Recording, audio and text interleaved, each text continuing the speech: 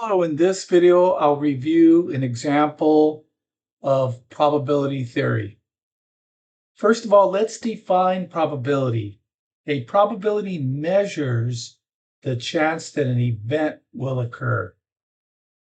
So imagine if one die is tossed. Remember, die is singular for dice. What is the chance of getting an odd number? Step one in calculating the probability is we must identify all possible outcomes, which is called the sample space. So it turns out when you toss one die, there are 6 possibilities. Next, we have to identify all the possible outcomes of the event that we are computing.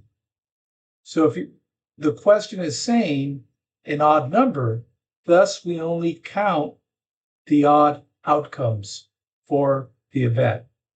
Once we have these 2 key elements, we're now ready to calculate the probability. So the probability is the number of outcomes in the event, which is 3 divided by the number of outcomes in the sample space, which is all the possibilities, and that's 6. So 3 divided by 6 reduces to 1/2. Bear in mind that whenever we calculate probabilities, we have different ways to represent them. So this is our first rule number 1. It says that a probability can be written as a reduced fraction. You can reduce fractions using your calculator. A decimal number, typically rounded to 3 non-zero decimal places. However, follow the instructions of the problem you're working on. In this case, we can convert the fraction 1/2 to a decimal. You simply divide 2 into 1, and once again, this could be done on your calculator to get 0.5. And then a third representation is as a percentage. Now, to convert a decimal to a percent, you just move the decimal point 2 spaces to the right and then write in the percent sign, so 50%. Thus, we can write the answer of a probability computation as 1/2, 0.5, or 50%. Also, when calculating probabilities, you have to keep in mind that each probability is between 2 values, 0 and 1. Most probabilities will fall within that range.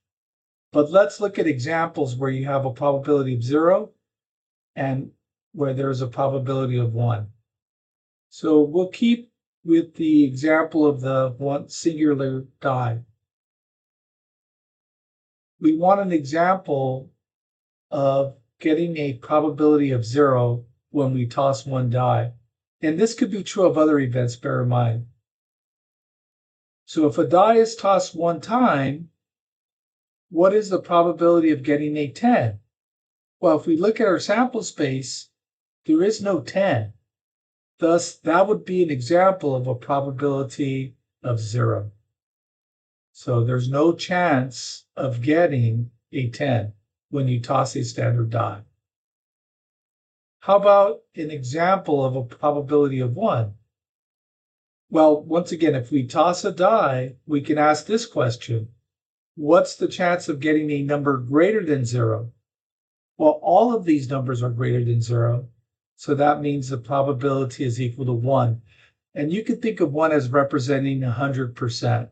So there's a 100% chance that we will obtain an outcome that's greater than 1 when we toss one die.